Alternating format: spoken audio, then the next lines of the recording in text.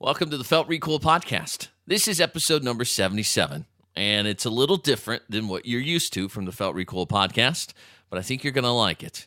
There's an incredible story written by none other than Newsweek that I picked up on from Recoil Magazine. They posted it on their Facebook page. It's a very lengthy Newsweek article. The article could be best described as the politics of war, and it focuses solely on the controversy around Operation Anaconda, a March 2002 attempt to surround and destroy a large al-Qaeda force. It took place in eastern Afghanistan. It cost the lives of 8 Americans, 7 of them on Takur Ghar.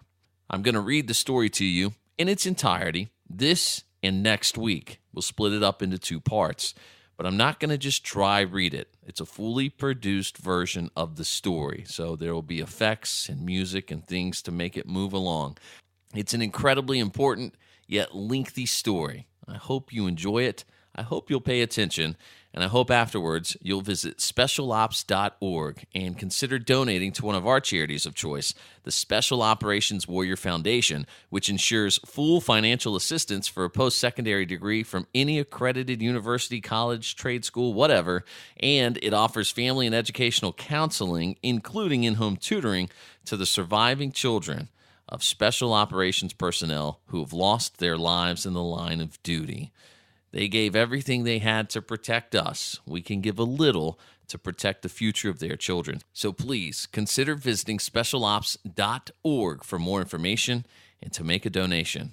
Here's part 1 of 2 of our reading of the Newsweek article on Operation Anaconda.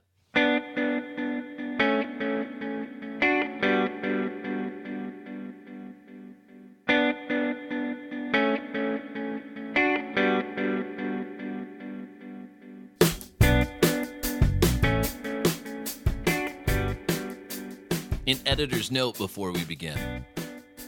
According to Newsweek.com, hours after Newsweek published the story I'm about to read to you, the White House announced that President Donald Trump would award the Medal of Honor to Britt Slabinski.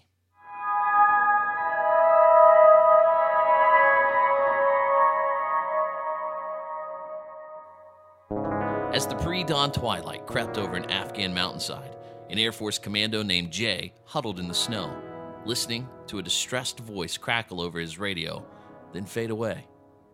Moments later, he says, the voice came again, breaking through the static in little more than an anguished whisper.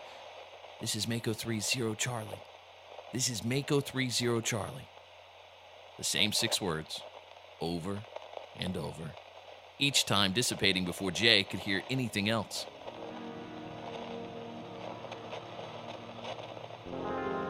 Jay was part of an elite reconnaissance team operating behind enemy lines, and he immediately recognized the call sign and voice.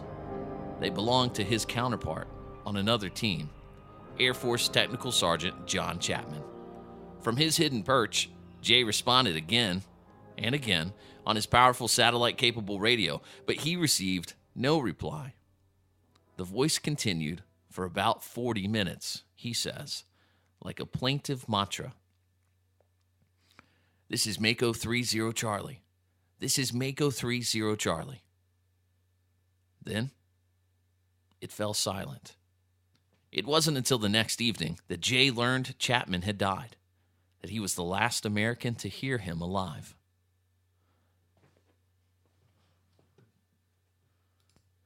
Today, some 16 years after Chapman's tragic death, fierce disagreement over what happened on that snowy peak threatens to overshadow 2 Medal of Honor recommendations that, as of publication, await White House approval. The bitter dispute pits members of the Navy SEALs against Air Force Special Operators and Army Rangers. It has entangled numerous senior military leaders, several of whom had personal links to the desperate fight on Takur Ghar Mountain. The controversy revolves around Operation Anaconda, a March 2002 attempt to surround and destroy a large al-Qaeda force. It took place in eastern Afghanistan and cost the lives of 8 Americans, 7 of them on Takur Ghar. Chapman was among the dead. Using Predator drone footage and other evidence, the Air Force has argued that a SEAL Team 6 unit mistakenly left him for dead while retreating under heavy fire.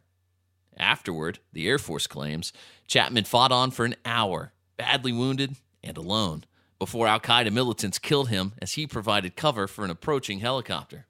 The SEALs, however, reject the claim that Chapman was alive when they fled. The SEALs did not want to be told, officially, that they left a comrade on that mountain alive, says a former defense official who, like most sources mentioned in this story, requested anonymity for security reasons or to describe sensitive high-level discussions about members of classified units. Never released witness statements and video footage seen by a Newsweek reporter appeared to support the Air Force's version of events. Defense Secretary James Mattis eventually agreed, sending the recommendation to award Chapman a Medal of Honor to the White House in the fall of 2017. Should President Donald Trump sign off on it, Chapman's Medal of Honor would be the first based primarily on technical intelligence rather than eyewitness accounts. The Air Force and the Navy both declined to make any official comment for this story.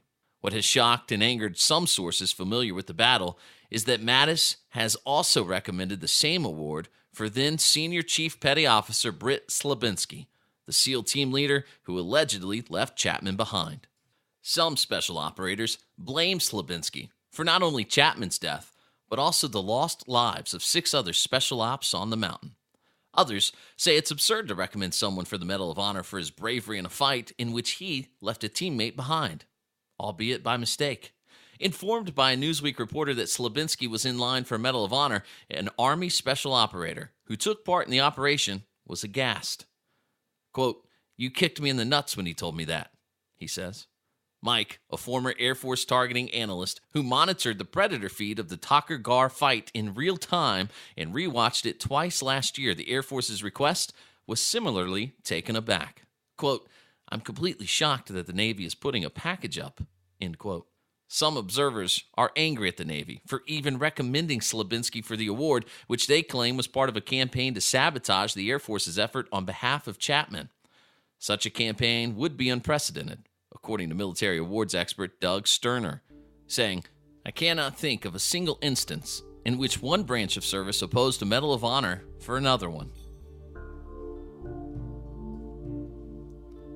Chapman supporters say the entire episode shows the extraordinary length that the SEALs will go to protect their reputation.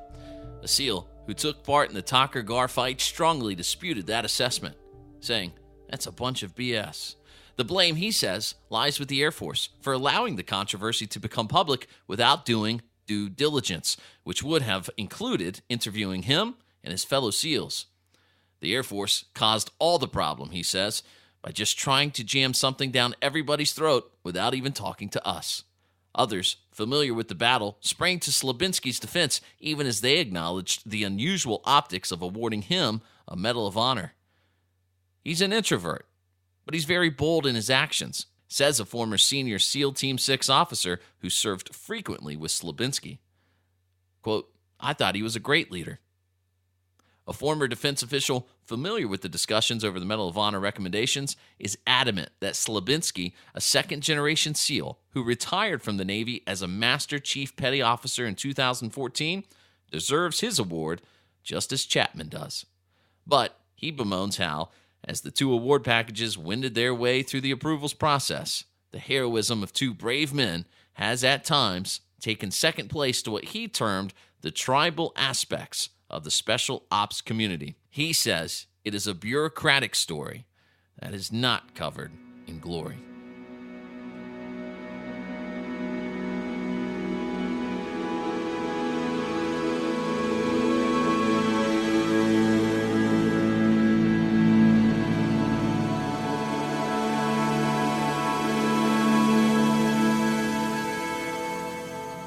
The story begins less than 6 months after the September 11th attacks, when the United States launched Operation Anaconda, a high-profile battle against al-Qaeda.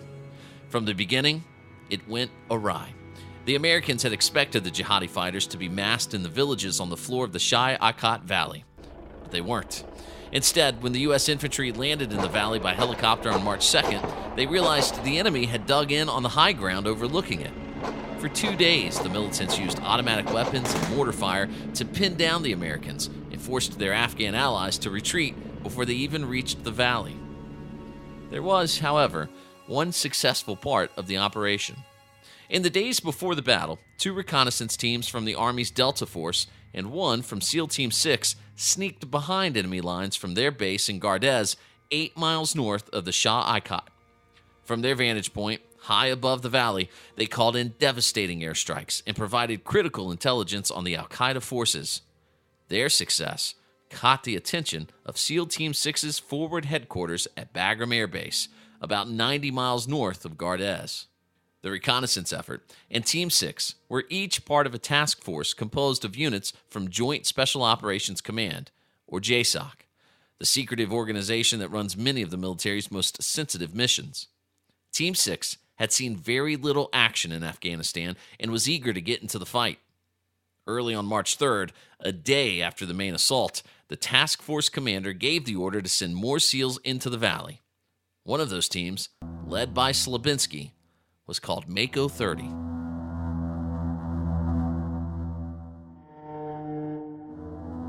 Slabinski's mission was to establish an observation post on top of Takur Ghar, a 10,469-foot mountain in the southeast corner of the Shah Ikat. The plan was to insert Mako 30's 8 operators by helicopter near the mountain and have them patrol up to the peak under the cover of darkness. This would allow the SEALs, wearing night vision goggles, to spot any enemy fighters, shoot them, call in airstrikes, or get away. But a series of unforeseeable delays meant the team ran out of time to land at the starting location and maneuver up the mountain before dawn. Meanwhile, the chain of command began to fray. Rather than communicating through the Reconnaissance Operations Center where they were at Gardez, the SEALs began talking on the radio straight back to their headquarters in Bagram. Slabinski told Bagram he wanted to postpone the mission 24 hours. But, for reasons that have never been made clear, his bosses pressured him to get to the top of the mountain that night. Feeling he had little choice, Slabinski asked the Army Special Operations helicopter crew to fly his team straight to the peak. This would break a cardinal rule of reconnaissance: never infiltrate by helicopter directly to your observation post, as it gives away your position to the enemy. But an Air Force gunship had flown over the frozen peak earlier that night and said it was clear of any enemy fighters. Look. The helicopter crew agreed to do what Slabinski had asked. When Mako 30's Chinook helicopter, known as Razor 3, arrived at the mountaintop, however, militants encamped there fired on the aircraft, badly damaging it. As the pilot struggled to abort the landing and wrestle his helicopter away from danger, Petty Officer First Class Neil Roberts from Mako 30 fell out the back and into the deep snow. With the aircraft too badly damaged to return to the peak, the pilot crash-landed at the north end of the valley. Another helicopter picked up the crew and the 7 other operators and whisked them off to Gardez. Aware that the militants were unlikely to spare Roberts if they captured him, 6 members of Mako 30 quickly boarded another special ops aircraft that flew them back to the mountain. They didn't know it at the time, but they were already too late. Analysis of Predator footage later revealed that the al-Qaeda fighters killed Roberts just before 4:30 a.m. on March 4th. All they knew was that their mission was incredibly dangerous. Slabinski would tell an audience in New York on March 2nd, 2017, "When I made the decision to rescue Neil, I just knew at the time that was going to be the last thing that I did on this earth. I was convinced of it."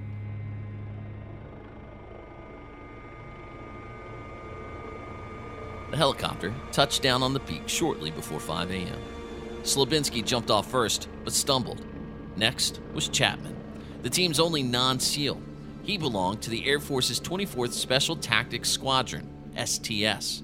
Known by its members as the 2-4, the unit is the Air Force equivalent of Delta Force or SEAL Team 6, and it works exclusively for JSOC.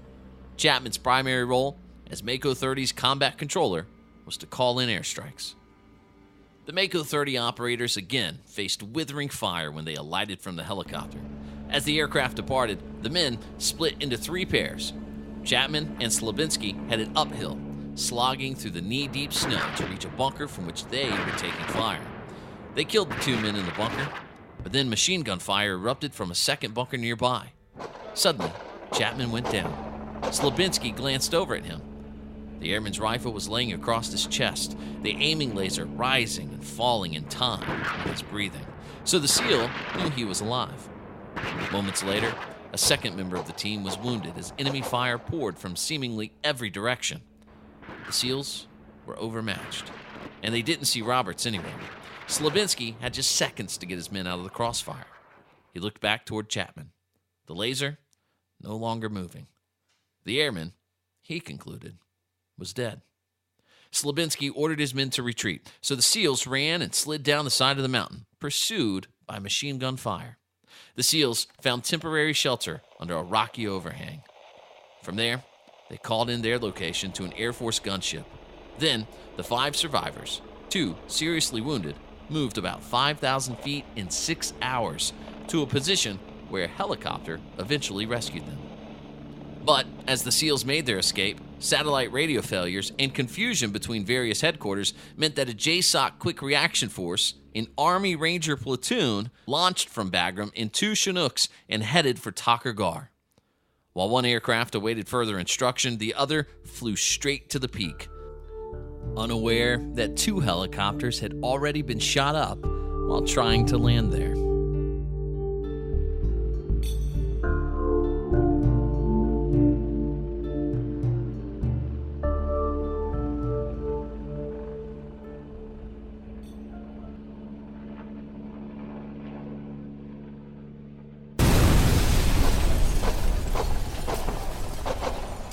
This time, the militants downed the Chinook, known as Razor 1, with a rocket-propelled grenade as it landed. In the ensuing day-long battle, 3 Rangers, a Special Ops aviator, and an Air Force pararescueman were killed before the Rangers finally gained control of the mountaintop.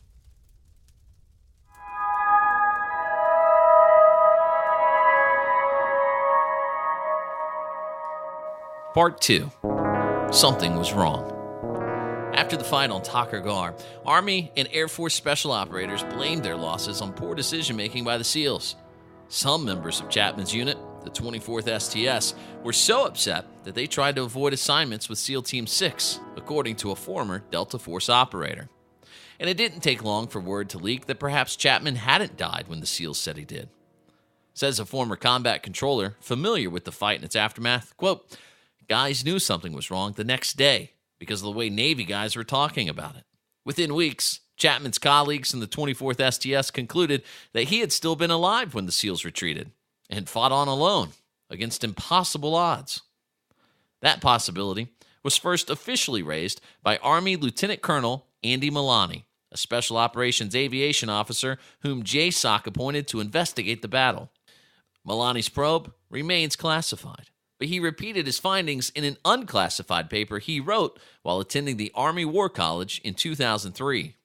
In that paper, he noted that Predator footage had captured a fight on Takur Ghar's peak during the period between the SEALs' retreat and the downing of Razor 1. Milani's investigation showed that Roberts was dead by the time Mako 30 returned to the mountain, but someone was still fighting on the top of Takur Ghar at a time when no Americans were supposedly alive there. According to Milani, the footage showed a man in a bunker engaging at least 2 other fighters in close combat. The lieutenant colonel laid out 2 possible explanations. Either al-Qaeda fighters mistook one another for Americans, or the mysterious figure was Chapman, fighting for his life after the SEALs left him behind. Milani did not reach a conclusion, but in January 2003, the Air Force awarded Chapman a posthumous Air Force Cross for his actions up to the point when Slabinski had said he was killed. Like the Navy Cross and the Army's Distinguished Service Cross, the Air Force Cross is a Valor Award second only to the Medal of Honor. In making the case for this award, the Air Force relied heavily on witness statements from 3 of the surviving members of Mako 30, who all described him in heroic terms. Slabinski, in particular, credited Chapman with saving their lives, saying in his statement, quote, "I know if John hadn't engaged the first enemy position, it would have surely killed us all before we reached cover. John died, saving us from the enemy fire, which was effective from 3 sides when he was killed. John deserves the highest medal we can get for him. The Navy likewise awarded Slabinski a Navy Cross for his actions from the moment Razor 3 crash-landed to his team's eventual rescue after the loss of Roberts and Chapman. His citation reads, "During this entire sustained engagement, Senior Chief Petty Officer Slabinski exhibited classic grace under fire in steadfastly leading the intrepid rescue operation, saving the lives of his wounded men, and setting the conditions for the ultimate vanquishing of the enemy and the seizing of Takur Gar." With the casualties buried and the service crosses awarded, Takur Gar faded from the headlines for more than a decade. But within the tight-knit world of Air Force special operators, a desire still burned for the White House to recognize what they viewed as the full extent of Chapman's heroism. 13 years after his death, they would get their chance.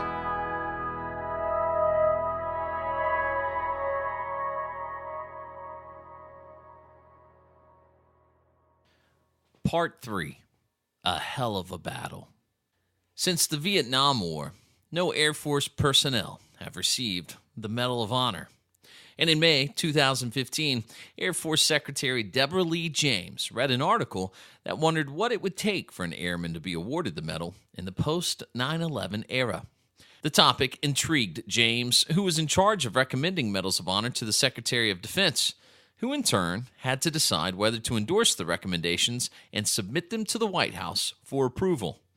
Because almost all of the 7 Air Force crosses and about half of the Silver Stars awarded to airmen since September 11th had gone to special operators, James ordered Air Force Special Operations Command to investigate whether any awards deserved to be upgraded.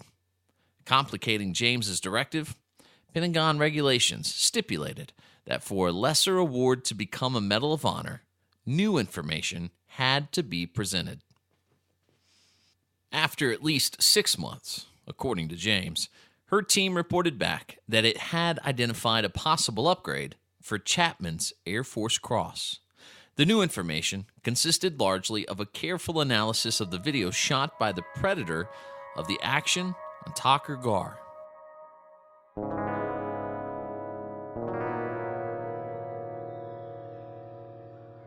Individuals appeared as little more than black blobs on the infrared footage the drone was transmitting as it circled more than a mile above the mountain. By comparing and combining the Predator footage with video shot by a circling Air Force gunship, analysts were able to isolate the blob that was Chapman and track his movements. The Air Force then created a picture-within-a-picture video presentation in which an animated recreation of the fight fills most of the screen, synced to the drone footage playing in a box. The video has never been made public, and Air Force Special Operations Command declined to comment for this story. But a Newsweek reporter was able to view the video and take notes. As an Air Force officer narrates, the video shows Slabinski jumping from the back ramp of the Chinook, losing his balance and falling into the snow. Next off the helicopter is Chapman, who fires as he charges towards the first bunker, which is about 100 feet away. Slabinski follows, at one point almost catching up with him. Then Chapman surges ahead and arrives at the bunker, shooting into it for several seconds before Slabinski reaches him, about 90 seconds after getting off the helicopter. The narrator says, when Sergeant Chapman reached the bunker complex, he killed 2 fighters and took control of the terrain. By destroying the enemy's frontline position, Sergeant Chapman eliminated the closest threat to the Mako 30 team.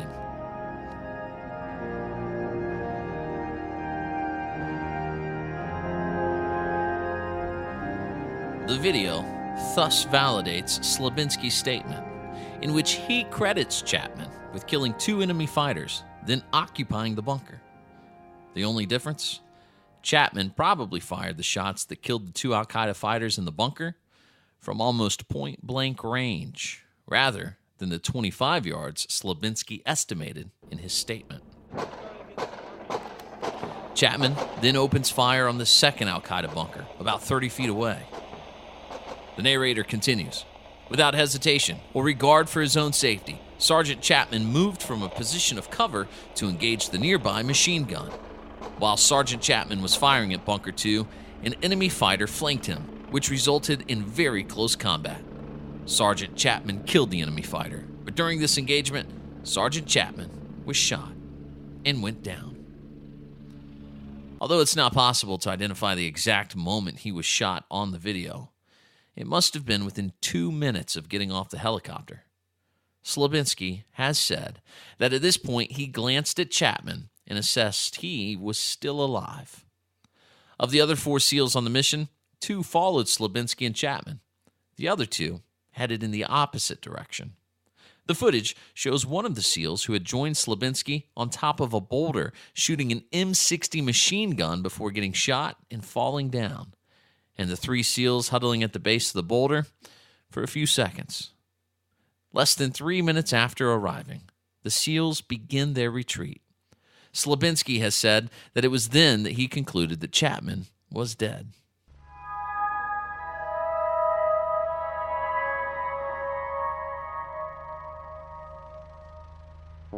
Slabinski declined to be interviewed for this article, directing a reporter to the Naval Special Warfare Command Public Affairs Office, which did not respond to requests for comment.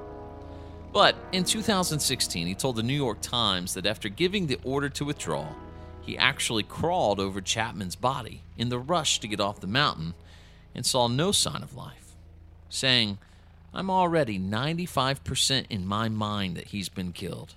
That's why I was like, okay, we've got to move." However, the Predator video, which offers an uninterrupted view of Slabinski during this period, does not appear to show him crawling anywhere near Chapman.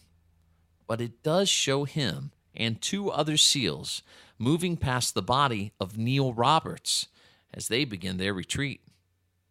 "They go right over him," says the former combat controller who was familiar with the footage. Because the SEALs never mentioned finding Roberts, some have speculated that Slabinski became disoriented and confused Roberts' body with Chapman's, which was only a few yards away. Says the former combat controller, it's actually a common theory that the body that Slab believes he checked was Roberts. That happens to be my theory. The SEALs are on the peak of the mountain for less than 4 minutes. As they make their escape, Chapman's body lies motionless in the first bunker for about 12 minutes. But then, the footage captures movement there, even though no one has approached it since the SEALs had fled. The man in the bunker proceeds to move around and fire his weapon for about an hour. "I'm 110% certain that's Chapman," says Mike, the Air Force targeting analyst for the original mission. In a 2017 analysis of the video conducted for the Air Force and obtained by Newsweek, Mike counted 39 distinct muzzle flashes emanating from the first bunker between approximately 5:40 a.m. and 6:08 a.m. He says, "It's evident. You can see Chapman is definitely pulling the trigger on that M4, and rounds are coming. I don't know how many militants he took out, but it was a hell of a battle." Mike's analysis notes the man in the bunker is firing in almost every direction. Chapman, he says, was desperately defending himself from enemies that had him surrounded. Twice, Al-Qaeda fighters managed to creep up on the bunker, and Chapman is seen killing them in close quarters combat. The nature of the fight and the daylight that was spreading over the mountain make it highly unlikely, the former combat controller says, that this was a case of 2 enemy fighters attacking each other by mistake. He says, they're on top of each other. There's no confusion here. The Air Force claims that shortly after Chapman kills the second Al-Qaeda fighter, and moments before the helicopter carrying the Rangers arrives over the peak, he emerges from his covered position and shoots at the militants in the second bunker. This action led to his death and is central to the Air Force's case that he deserves the Medal of Honor. Chapman took this enormous risk to provide covering fire for the helicopter that was headed for the peak, the Air Force contends. Sergeant Chapman understood the ramifications of his actions, says the Air Force narrator. He selflessly moved in front of the enemy machine gun in Bunker 2 in order to engage the threat to the inbound helicopter. That decision is worthy of a Medal of Honor on its own, according to the former combat controller, who says, quote, he climbs out of the bunker having been shot a half dozen times. He's attacked in hand-to-hand combat, and in the final 2 rounds that took his life are the only thing that stopped him. Shot in the foot, the leg, the torso. I mean, this guy, we don't know what he thought, but he made the decision in as much pain and fear as he must have had to climb out of the bunker when the helicopter was coming. It's an amazing, courageous thing to do. The Rangers eventually found his body in the first bunker. An autopsy later revealed that Chapman was killed by 2 bullets that hit him in the upper body. The former combat controller, who's familiar with the autopsy, says, 1, exploded his aorta, and then your blood pressure drops to 0, and you expire. And that takes 30 seconds, maybe.